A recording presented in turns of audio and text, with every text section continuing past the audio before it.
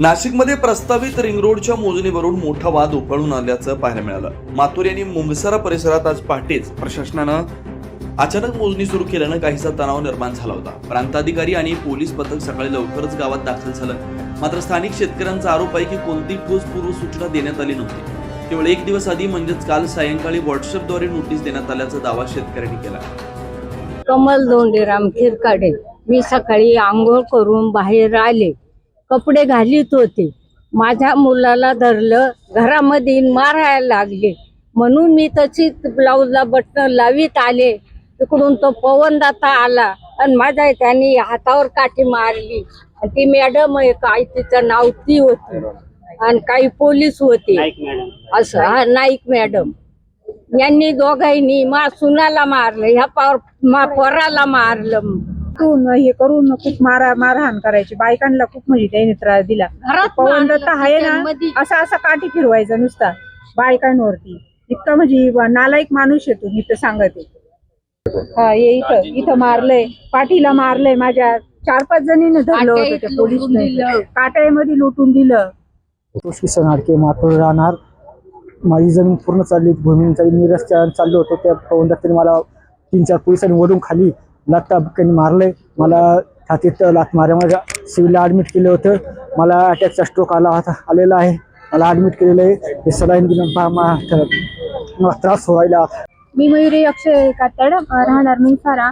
आमच्या माणसांना गाडीमध्ये भरलं होतं, तर आम्ही विचारायला गेलो फक्त आमच्या माणसांना का उचलताय तुम्ही। त्यांनी अक्षरशः माझे रस्त्यावर ढकललं, माझ्या डोक्याचा मार लागला, पाय धरून खेचत गाडीत नेलं, माझी साडी फाडली, ब्लाऊज फाडला, अक्षरशः पूर्ण त्यांनी माझे हाल केले। त्यांनी आम्ही फक्त एकच विचारतो की तुम्ही आमच्या माणसांना का उचलताय, एवढं विचारलं तरी त्यांनी आम्हाला मारलंय, आमचं पूर्ण नखा ओढ करले, सर्व हातपाय ओढले, अक्षरशः रस्त्याने फटफटत त्यांनी आम्हाला गाडीमध्ये घातलं। काल संध्याकाळी आम्हाला व्हॉट्सअपवरती 2 तारखेला मुंगसरे आणि मातूरची संयुक्त अशी मोजणी लावलेली आहे असे व्हॉट्सअपवर मेसेज टाकले गेले आणि त्या मोजणीच्या पत्रावरती 9:30चा टायमिंग दिलेला होता आणि 9:30चा टायमिंग असताना पोलीस प्रशासन व स्वतः भूसंपादन अधिकारी पवनदत्ता यांनी सकाळी 6:30-7 वाजताच लोकांच्या घरामध्ये जाऊन बळजबरीने घराबाहेर ओढून सर्व जे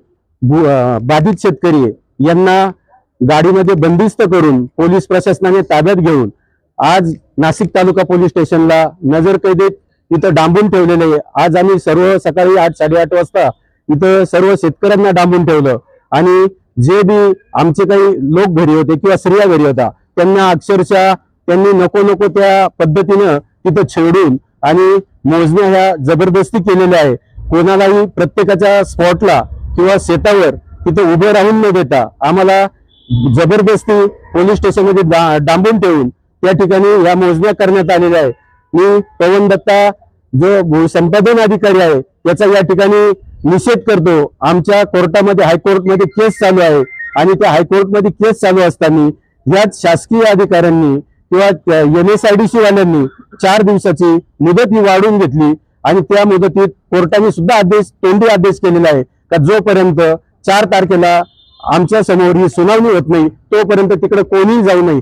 पण इथे जे पेपर सादर केले त्या पेपरमध्ये बऱ्याच प्रमाणात NSIDC असेल किंवा भूसंपादन अधिकारी असतील यांच्याकडे अपूर्ण असे पुरावे होते आणि ते पुरावे पूर्ण करण्यासाठी यांनी अंधारात ठेवून सकाळी येऊन ही मोजणी आज कुठल्या हालतमध्ये पूर्ण करून आणि तसला रिपोर्ट त्यांना उद्या सादर करायचा आहे। आम्हाला पोलीस प्रशासनाचं बळ वापरून या ठिकाणी बंदिस्त केलं आणि एकही खातेदार स्पॉटला हजर नसताना बळजबरी या ठिकाणी मोजणी केलेली आहे आणि ही मोजणी करत असताना मोठ्या प्रमाणात इथं महिलांना मारझोड करण्यात आलेली आहे आणि सर्व खातेदार आज 3 महिन्यापासून आज प्रशासनाला विनंती करतोय का तुम्ही मोजताय ठीक आहे, 3 किलोमीटरचा जो पॅसेज आहे यामध्ये 17 बंगले, 12 बोरवेल, 9 विहिरी आज बाधित होत आहे आणि वेळोवेळी प्रशासनाला विनंती करतोय का तुम्ही स्पॉट पाहणी करा। आज स्पॉट पाहणीला आतापर्यंत ना कलेक्टर आलेला, ना आमदार आलेला, ना खासदार आलेला, ना NSIDCचे ऑफिसर आलेले। आमची प्रत्येक वेळेस विनंती आहे का तुम्ही स्पॉटला या, स्पॉट सर्वे करा। स्पॉट सर्वे केल्यानंतर त्याच्यात लक्षात येईल तर खरंच बाधित होणारे लोक अल्पभूधारक आहेत आणि त्यांच्यावर जर ह्या पद्धतीनं जर भूसंपादन केलं गेलं तर मोठ्या प्रमाणात या ठिकाणी ते देशोधडीला लागणार आहेत। आमची वेळोवेळी मागणी आणि ती मागणी आम्ही कोर्टामध्ये सुद्धा मांडलेली, पण या अधिकाऱ्यांकडे सक्षम असे पुरावे नसल्यामुळं त्यांनी आज जबरदस्ती हा प्रयोग केला आणि त्यांनी त्यांचे पेपर या ठिकाणी पूर्ण केलेले आहेत. आज स्पॉटला त्यांनी दाखवून द्यावा का कुठला एखादा खातेदार तिथे हजर आहे आणि तुम्ही मोजणी करत आहे. आज आम्हाला सगळ्या खातेदारांना पोलीस स्टेशनला डांबून ठेवून यांनी बळजबरीने तिकडे मोजणी केलेल्या आहेत. या कदापि आम्हाला मान्य नाही.